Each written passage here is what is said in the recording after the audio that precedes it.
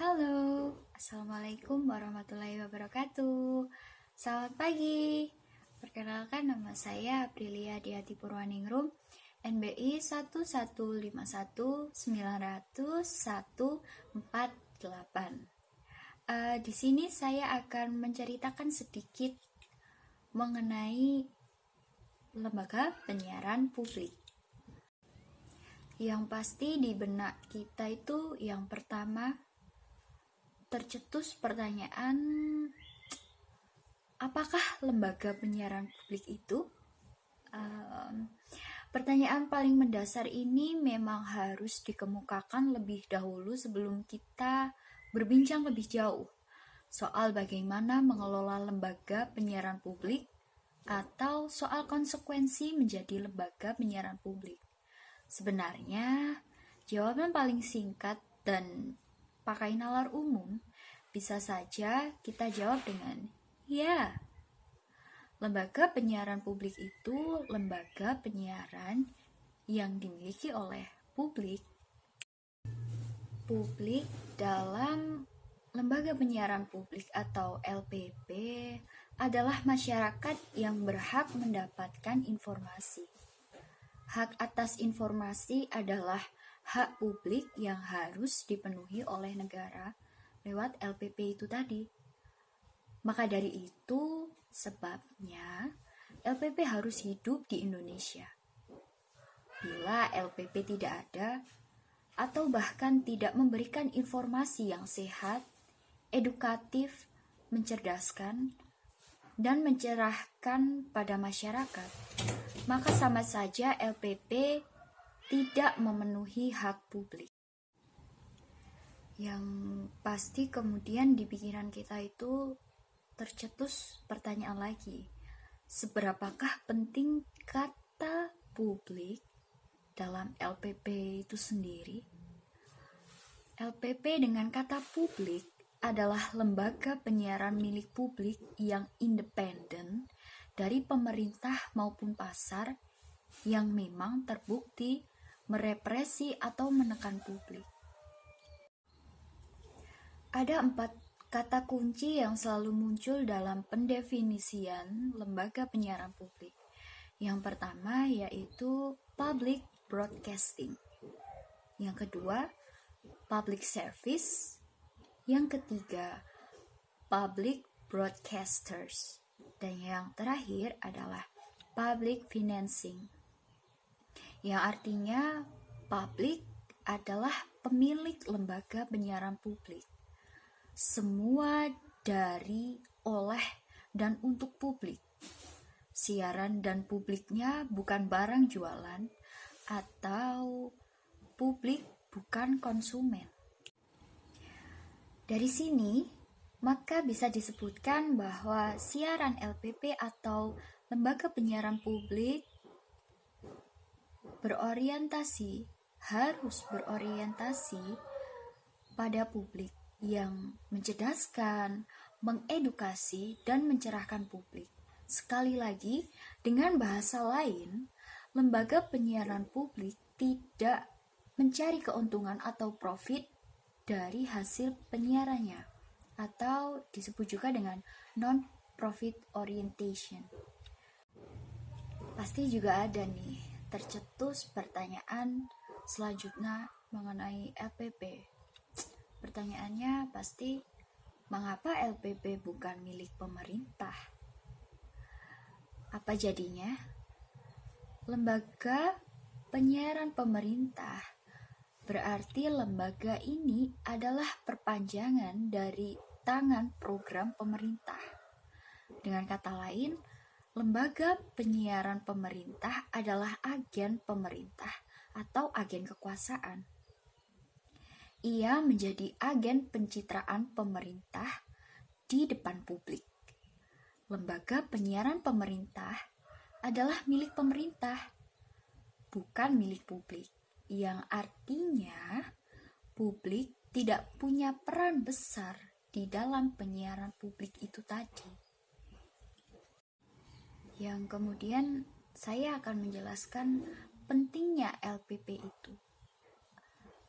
Seberapa pentingkah LPP dalam memberikan informasi terhadap rakyat Indonesia. LPP menjadi penting karena lembaga penyiaran komersil telah gagal menjadi agen demokrasi dan hanya melayani kepentingan penguasa yang dominan atau segelintir elit dan kelompok tertentu. Terbukti pada era pemilihan umum, media tersandra oleh kepentingan politik. Seperti yang saya jelaskan sebelumnya, bahwa LPP itu tidak mencari profit atau mencari keuntungan dari publik, dan mereka itu tidak takut rugi karena melayani publik. Lantas, pastinya kita tercetus lagi nih pertanyaan, bagaimana sih melayani publik? LPP menyiarkan konten yang bermutu dalam programnya, walaupun dengan kualitas gambar yang terbatas, karena kita ingat juga bahwa dana dari pemerintah itu juga terbatas, sehingga kita tidak bisa membuat kualitas gambar yang mumpuni dengan lembaga penyiaran pemerintah, karena yaitu tadi terbatasnya dana. Tetapi siaran dalam TVRI itu selalu bermutu. LPP dalam risetnya tahun 2014 mengatakan bahwa program siaran yang bermutu adalah program yang memperhatikan hal-hal seperti dalam sajian siarannya, yaitu peliputan bencana yang humanis. Pastinya peliputan bencana yang humanis itu menyebabkan kita sebagai penonton pastinya ikut merasa sedih, merasa iba dan ingin membantu. Dan yang kemudian liputan isu konflik berdasarkan pada peliputan dengan sensitif konflik, yang artinya saat kita melakukan peliputan itu harus berdasarkan pada sensitif konflik yang jelas, tidak berdasarkan pada opini pribadi tentunya. Yang kemudian yaitu isu anak-anak. Perlu kita ketahui bahwa sekarang anak-anak itu pergaulannya tidak sesuai dengan umurnya, tidak pada tempatnya. Dengan adanya LPP ini tadi, ikut membangun, mengembalikan kembali citra anak-anak.